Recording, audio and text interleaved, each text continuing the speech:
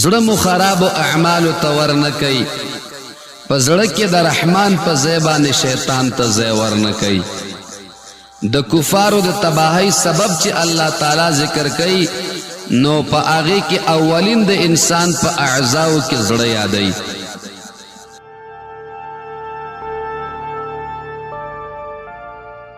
او کله چې بیا د ځوانۍ وخت تیر شي د بوډاتوب وخت په د باندې راشي اندامونه کمزوري شي نو بیا ډېر اعمال د نیکۍ نشي کولی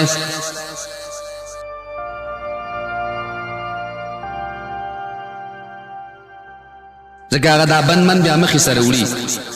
دغسې انسان چې کله ګناهونه ډېر وکړي زړه د ده تکتور شي په ګناه باندې